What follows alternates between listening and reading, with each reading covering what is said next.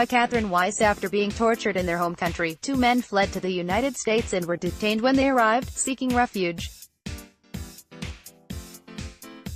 An immigration official denied them release on the ground that Somalian detainees present a paradigm of deceit.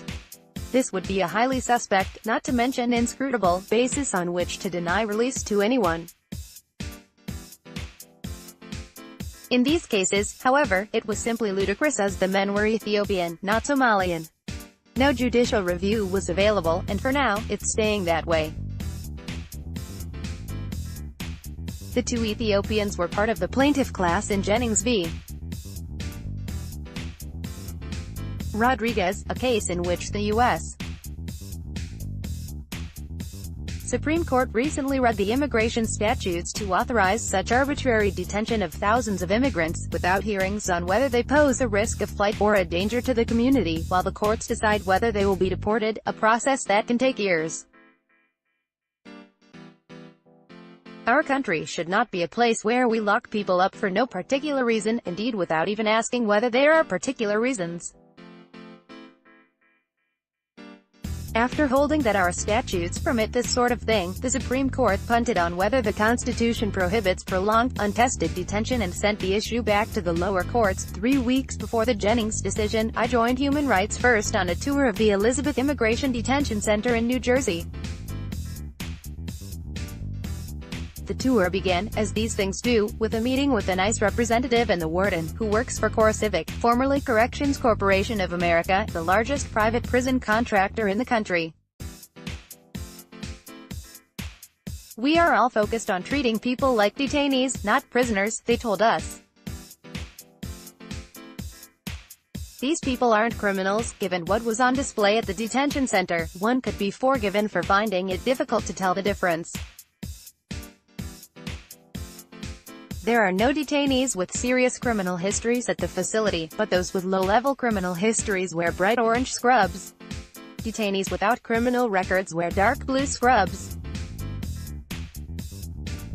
They all sleep and eat in dormitories with bunks, showers, and toilets separated by high cinder block dividers. Pretty much everything is made of cinder block, including the outside recreation yard, a small cement rectangle surrounded entirely by cinder block walls with roof grates to the outside.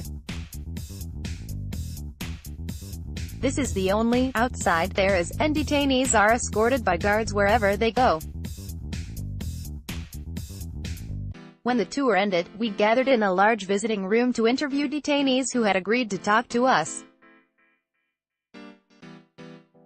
I met an older man who is married to an American and has lived in the United States as a green card holder for more than 20 years. A little over a year ago, he was hit by a drunk driver on the New Jersey Turnpike and sustained serious injuries to his back and leg. He had no health insurance in the U.S., so he flew back to his native country, in a wheelchair, and checked into a hospital and rehabilitation center there. Over several months, he progressed from a wheelchair to a walker to a cane. Then he flew home, and was detained when he landed at JFK on the ground that he had abandoned his green card by staying out of the country for more than 6 months. He's been in detention ever since. The center won't let him have his back brace, presumably because it has metal parts. Instead, the clinic put him on muscle relaxers 3 times a day.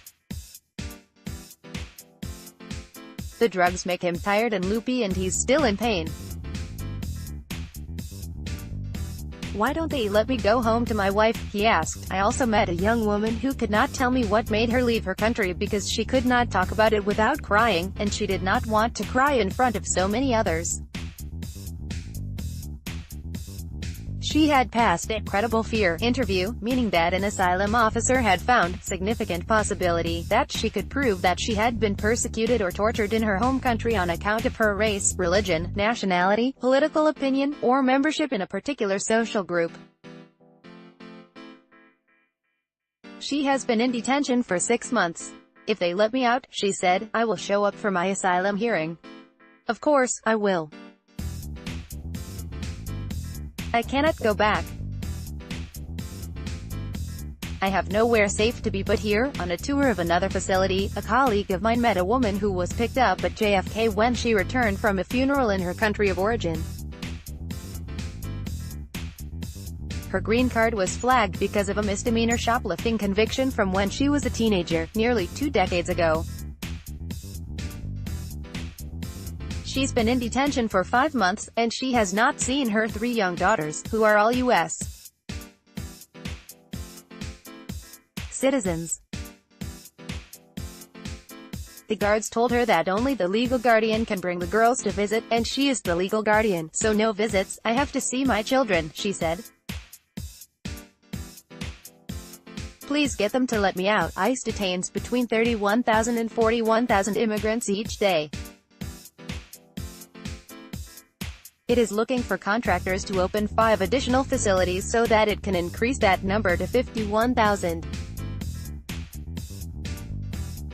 Because the immense expenditure must appear to be justified, $2.7 billion in the 2018 budget, every additional bed will be filled. If the detainees we met are any example, the people caught in the dragnet will include many for whom detention is wholly unnecessary, and therefore nothing but cruel.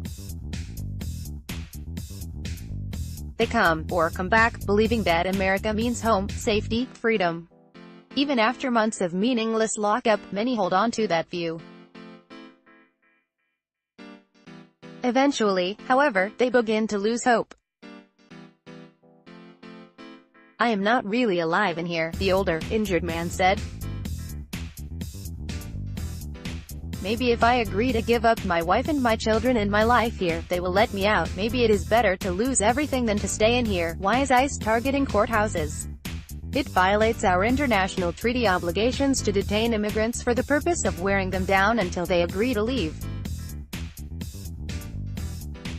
It is unconstitutional to lock people up awaiting even a criminal trial, which a deportation hearing is not, unless there is a good reason. Most of all, it is a betrayal of our values to do what we're doing to immigrants. A collective, noisy rejection of arbitrary detention may be the only way to resist a vindictive president, unseat a paralyzed Congress, awaken the conscience of the courts, and hold to account the private corporations and county jails that contract with ICE to incarcerate immigrants. The message is simple and should be uncontroversial. Stop locking people up for no reason. Catherine Weiss, a partner with New Jersey-based law firm Lowenstein Sandler, is chairwoman of the Lowenstein Center for the Public Interest.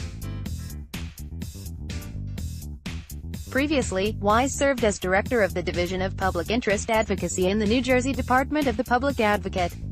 Bookmark nj.com/opinion. Follow on Twitter at nj_opinion and find nj.com opinion on Facebook.